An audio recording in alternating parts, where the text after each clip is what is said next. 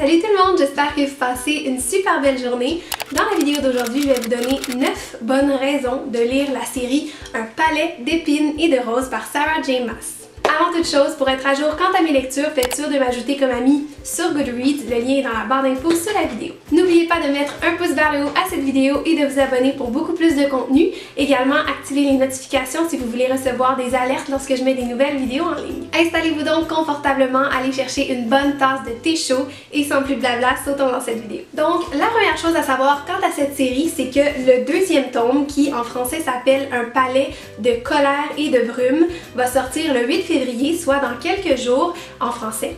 Et si vous avez lu et aimé le premier tome, croyez-moi, ce deuxième tome est encore 1000 fois meilleur et plus passionnant. Si vous n'avez pas encore commencé cette série, laissez-moi vous faire un bref résumé que j'espère qu'il va être à la hauteur du premier tome. Donc, ce premier tome commence avec Feyre, qu'on voit partiellement sur la couverture, et qui, pour nourrir sa famille, tue un loup, mais sans s'en rendre compte, elle commet en fait un meurtre puisque c'est un fée, donc un être immortel déguisé en loup. Comme punition, elle est emmenée à la cour de Prythian ou Prythian, où elle va être gardée prisonnière à la cour du printemps. Le grand seigneur du printemps, Tamlin, la fait sentir plutôt comme une princesse que comme une prisonnière, mais Feyre voit bien qu'il y a un mal qui s'attaque au royaume de Prythian sans pour autant être capable de exactement dire de quoi il s'agit. Voilà pour le résumé. Une deuxième super bonne raison de lire la série ACOTAR, c'est comme ça qu'on l'appelle en anglais, c'est que les fans, donc le fandom de cette série, quand vous cherchez par exemple sur Pinterest, il y a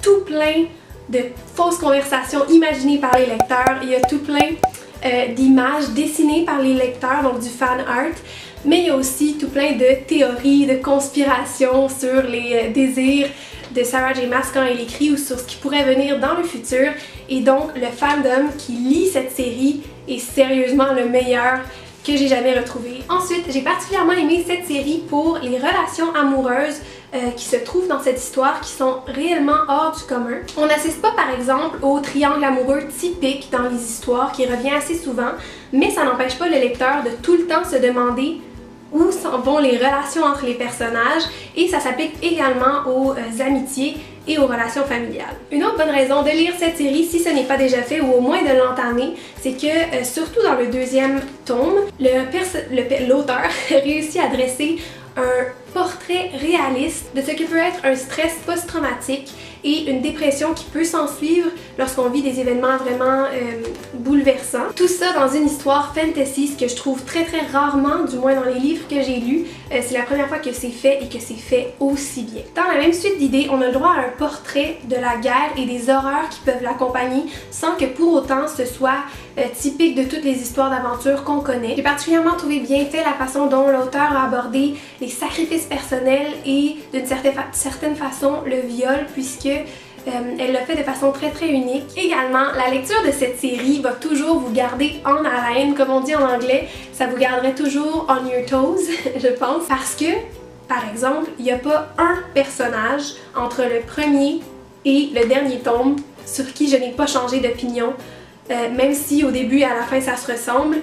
C'est sûr que j'ai pensé différemment entre le premier et le dernier tome, et ça, je trouve que c'est vraiment du génie littéraire. Puis grâce à ça, c'est très difficile de savoir où l'histoire peut se diriger, donc on a beaucoup des revirements de situation auxquels on ne s'attend pas. Aussi, le monde des fées, donc le monde des immortels, est un monde dans lequel je voudrais vivre. Pour vous donner vraiment une idée de toute la magie qui compose ce monde-là, ici c'est Prythian, donc là on a le mur qui sépare le monde des humains, vous voyez pas très bien, mais c'est pas grave, je vais vous mettre une image. Dans ce monde-là, c'est séparé en 7 cours, et donc on a une cour pour chaque saison et une cour pour chaque moment de la journée. À travers les tomes, on entre de plus en plus et on découvre de plus en plus les détails, les spécificités de chacune de ces cours-là, et donc on entre plus dans le monde. Et honnêtement, c'était très difficile pour moi de refermer la page, j'avais l'impression, ou de refermer le livre, j'avais l'impression vraiment que c'était comme une gifle au visage, parce que, bien que je sois bien dans mon monde et dans ma vie, Sarah J. Maas, l'auteur, réussit à créer un monde qu'on ne veut pas quitter et qui est particulièrement envoûtant, surtout dans le tome 2.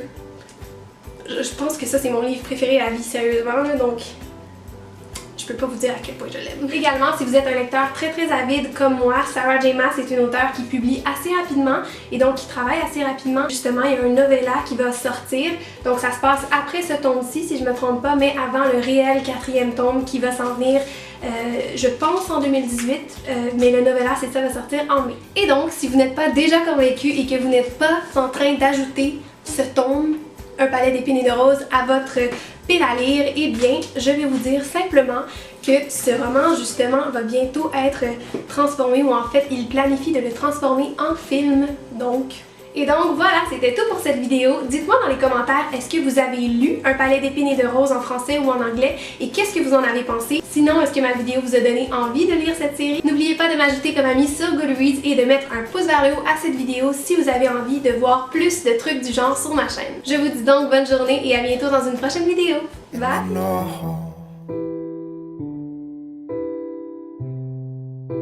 Times like this, you just take it slow.